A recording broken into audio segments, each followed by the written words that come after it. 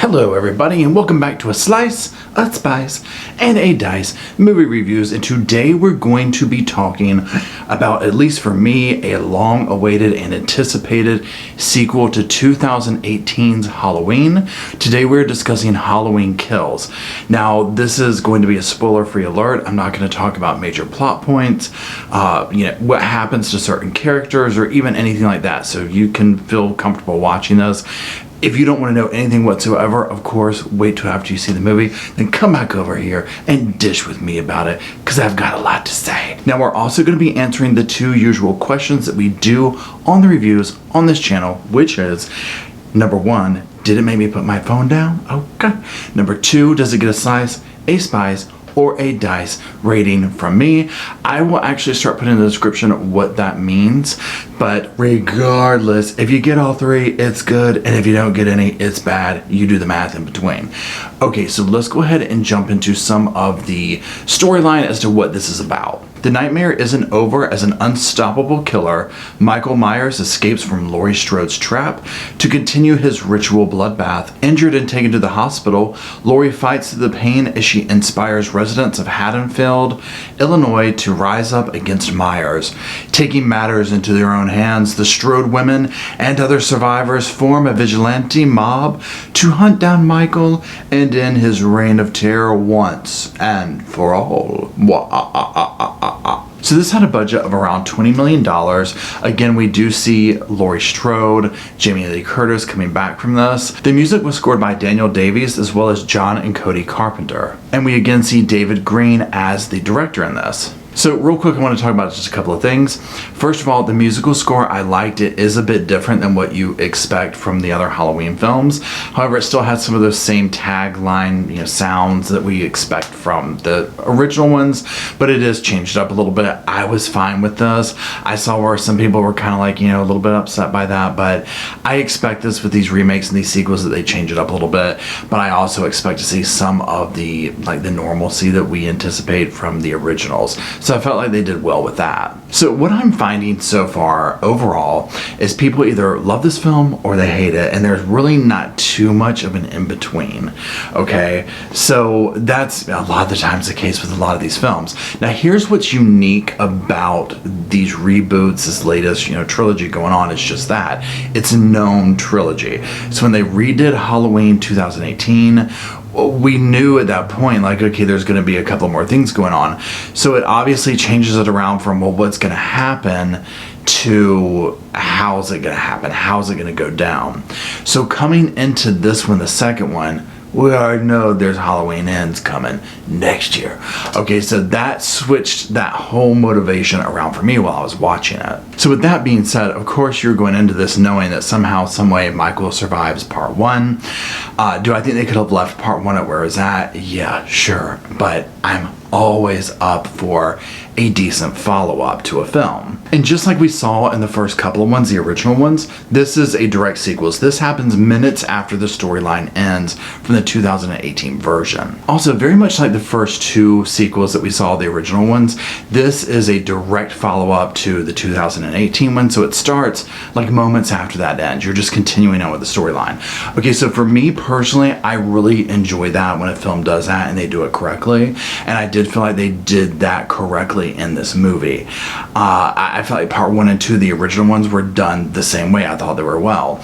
So in this one, they do that, and I like seeing, what else happened in the town that night? What else happened with this person? Let's continue the same story.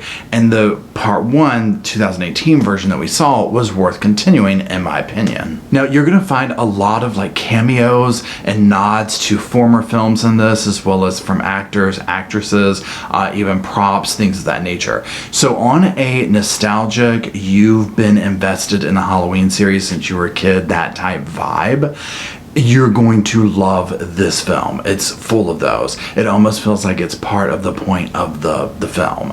I really felt like that part was playing to the fan base, like those who have been around for a while. And I found that part really exciting. Now, as far as the performances go, I thought these were fine. I felt like Jamie Lee Curtis did a great job, as she usually does. There wasn't anything in there that I was like, oh my gosh, this is amazing, or oh my god, this is bad, or anything like that. It didn't feel like some cheesy B-grade movie. Now, yes, I will say I felt like some of the characters made bad decisions along the way, but I mean, would the horror genre be there if they didn't? You know what I'm saying? So there's that. Also, again, because we know already there's a part 3, a lot of the things that these characters do, it's almost like you have to read into it later to be like, what is this potentially setting up?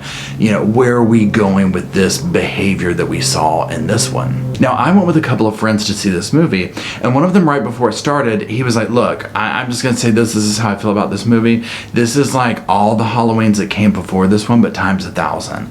And so once I watched it, I was like, I get it. Because like I said earlier, there's nods to other films, stuff like that. However, I will say this, and this really stuck out to me with this film. Okay, if you have seen Rob Zombie's remake of Halloween, you'll know that was like kind of an out there one. It took a totally different angle. It was more like a backstory, but also that it was like completely brutal. Okay, I'm going to say that's the most brutal Halloween. This one is right behind it.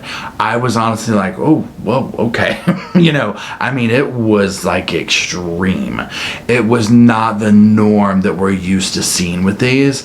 And so for that part, I was like, okay, that's a little bit different, you know.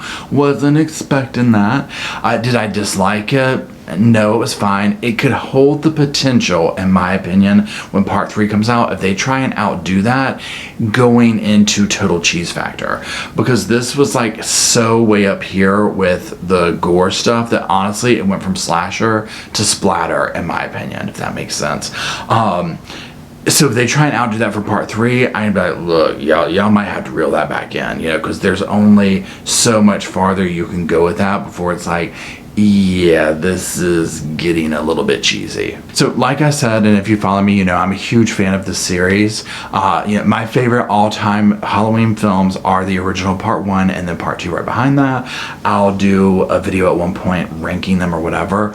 Regardless, this new reboot right here, I loved Halloween 2018. Sure, there were some parts that I was like, oh, well, I would like to see this, whatever. This one, I do. I loved this film. I thought it was amazing. Here's how I'm going to describe this film. This film to me was serving middle child energy, almost like that, oh, hey, I didn't realize you're in the room, but I'm glad you're there. It was just, there was nothing that was like, oh my God about it. And there was nothing that was like, ugh, that's so horrible. You know, I didn't feel any way about it like that. I was like, this is a good movie. I actually have a friend coming into town in a couple of weeks, and I'm going to rent it on Peacock. If you didn't know, it also was released on that. I think this is an amazing idea because a lot of people don't want to go to the theaters anymore. So I'm going to rent it again and we'll rewatch it. It has that fall Halloween aesthetic going on. The cinematography is great. There are some amazing shots in there of Michael. I am 100% getting the Nika action figure when it comes out. As you might see, I have a little bit of a problem with collecting those, so I'm totally getting that. Where this film is going to be one of these right here. Once I see part 3, it's not going to change my opinion on this as a standalone film, obviously, but it's going to either make me say, okay, yeah, this makes it rank a little bit higher, or no, I see what they were trying to do in part 2, but now that I see where that was going in part 3, it didn't quite cut it, if that makes sense. So now let's go ahead and answer a couple of questions we're probably all wondering. Did it make me put my phone down? Yes, it did. Now, there's 2 parts to that. First of all, I was in a movie theater, one of those where you go eat dinner and do all that kind of stuff. I mean, straight up, the waiters come to your table, all that. And they are huge on being like, if anyone's talking, if any phones are out, you can write this thing and put it on your little table and let the manager come deal with it. You know, you'll be asked once and you'll leave, all that. So there was this vibe of don't touch your phone. And if you are local to the Triangle area, it's called the Alamo Draft House Theater or something like that. Look it up. It was such a cool Halloween vibe, y'all. The whole place, I would totally be going back there for their movies. So yeah, I wasn't gonna be touching my phone, you know what I'm saying? But I didn't want to anyways. So it had me, you know, in the groove. Now, does it get a slice of spice or a dice, y'all? It gets all damn 3. Okay. Because here's the thing. It totally served that pumpkin spice Halloween vibe. It totally had that let's sit down afterwards, dinner, coffee, let's analyze this film, thank you.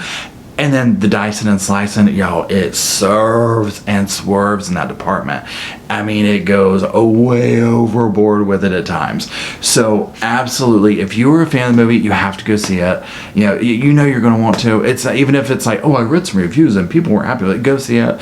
Now, I'm curious to see if there's anybody out there who not really a fan, hasn't really seen them, and is watching this as like just a standalone Halloween movie, because I bring to it with so much nostalgia and history and that kind of stuff that I'm just like, it's gonna be really hard to make me not like one, but cough cough, a few of them definitely did that. And that's the thing with this series, there are definite bombs in this series, okay, y'all? Like, they were just like, what were you thinking, why did you do this? And this just didn't strike me as one of those. It was just like a okay, cool, I'm satisfied with this. So if you had to ask me, is it better than Halloween 2018 or this one, honestly, they felt like such different films.